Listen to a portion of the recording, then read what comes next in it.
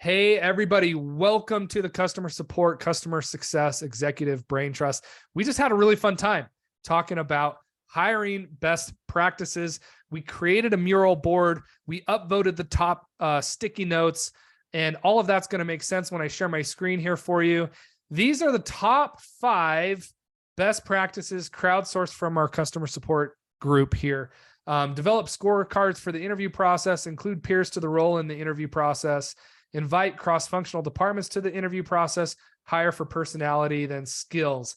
As you can see here, we had a lot of fun creating this in an hour session and a lot of great conversations. In fact, we actually had Lydia Lim give a quick presentation on hiring best practices. So I'm going to turn the time over to her to frame this up. And then we've got an expert panel with us here today to kind of talk about their hiring best practices as well. So Lydia, can you kind of tell us a little bit about some of the things you covered today? Absolutely. So today I really covered 3 key things. Really knowing your entire recruiting life cycle, know what to expect, right? And once you know your recruiting life cycle, you'll know what you can tell a candidate, what some of the next steps are, who they're going to interview. But one of the most important things about the recruiting life cycle is the pre-work.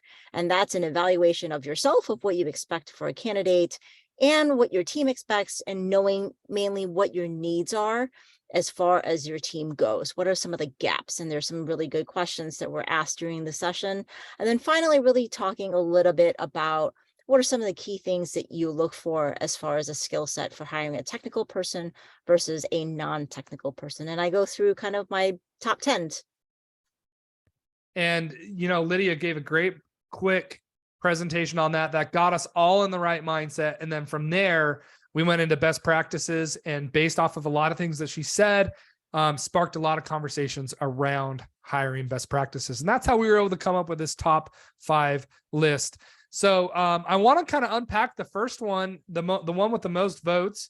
It was develop scorecards for the interview process. And we've got Carla here. I'm going to invite Carla. Carla was part of the group that submitted this sticky note. Carla, can you kind of give us an example of why, maybe some examples that were shared in your group as to how people are using and developing scorecards in the interview process?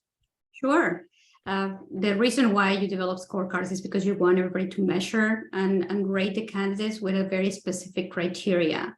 So regardless of who is interviewing the candidate, they have some guidance. So the scorecard is going to have not only what are some of those skills that you're looking for, but also the behaviors. So it's a combination of the skills and behavioral based interviewing. You're going to put some of the questions for guidance for the interviewer, some exercises, but more specifically, you put guidance around what is it that you're looking for. So time management, what are some questions to ask for that? And what is that you're looking for in the candidate as they're answering these questions? And then have a rating. So interviewer 1, 2, and 3 can rate the same person, the person in the same way. The exercises might be different, or the questions might be different by the first, second, and third interviewer, but it gives the opportunity for fairness in the process, but also to make sure that there's guidance and that people are being objective when they're providing feedback on the candidate. I think that's some really great advice. And another sticky note that was put in here that I think plays into what you just were talking about is keep the process consistent from candidate to candidate. So that scorecard definitely allows you to do that. Does anyone else out there have thoughts on how you've used candidate interview cards? If not, okay, Clinton, how about you let us know?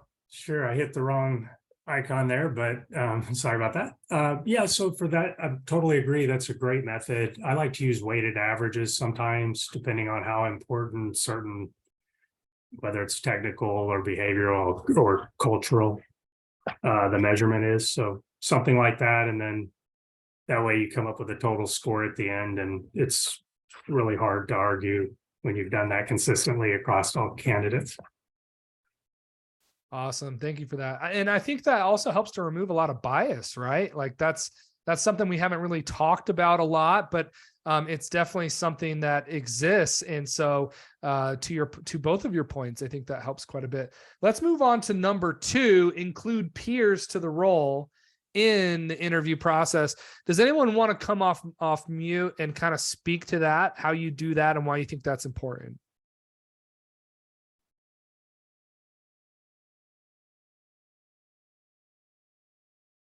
All right, let's go with Ashley first.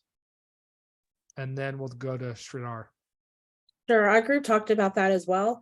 It's sometimes, especially partners and people who are going to be working with this person, can offer some good perspective with that. So either people who are going to be the same level, but also those who may be in a different department that's also going to be working with them, may be able to assist and offer guidance and ask some questions that you may not typically ask because they're in a different position or department that you are. So because people are going to be working with them having any insight and input, or the more input you can get with as few interviews as possible, is the best way to handle it. Like, don't go to 10, like, 3 or less, we're good.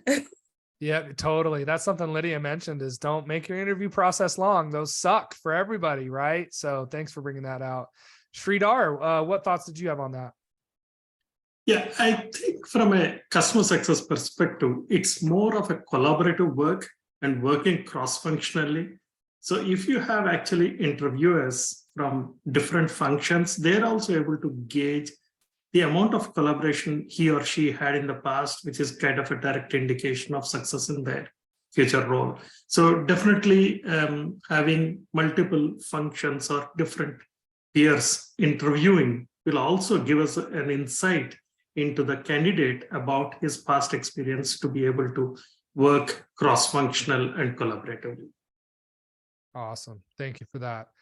Awesome. Okay, so we've got just 1 minute here, and the last one that we'll kind of cover. So we talked about peers to the role just barely, but then interestingly enough, number 3 is invite cross-functional departments to the interview process.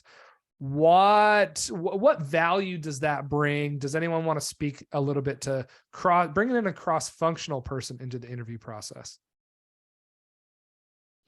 All right, let's go with Tanya and then Carla. Mute here. So the way we've built our level 1 team is to be a talent pool to move into other departments at a higher level. And so one of the things we do for the bias piece is to definitely take away, use scoring.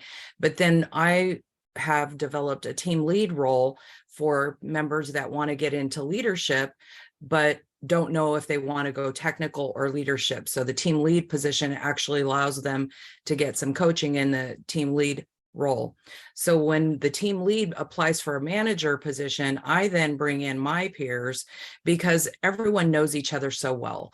We have a very large team and we do a lot of team building, and they've gotten to know each other so well. So the team that's hiring for the manager or even another team lead position, you can get well, that's my favorite candidate because they're my best friend kind of thing happening. And so by bringing in other departments, you sort of eliminate that and you get a little more unbiased opinions. Oh, nice. Thank you for sharing that. Very good perspective. And Carla, will you wrap us up?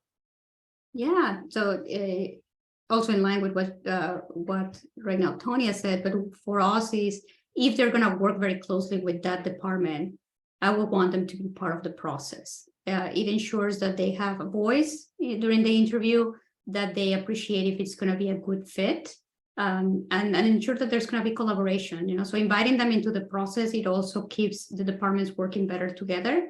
And then down the line, when they do have to partner, you already have the buy-in from all of those different functions. Brilliant thoughts. Excellent. Thank you very much. All right. So that wraps us up. I mean, we could go one more, but I think those are some really, really great things. We wanted to make this quick. And I want to thank you all for your effort today. And I hope to see you in future months as we talk and tackle future subjects and subject matters. I want to thank Alan and Y Meadows for putting this wonderful group together. And thank you all so much for your contribution today. Thank you so much. This was great. Thank you.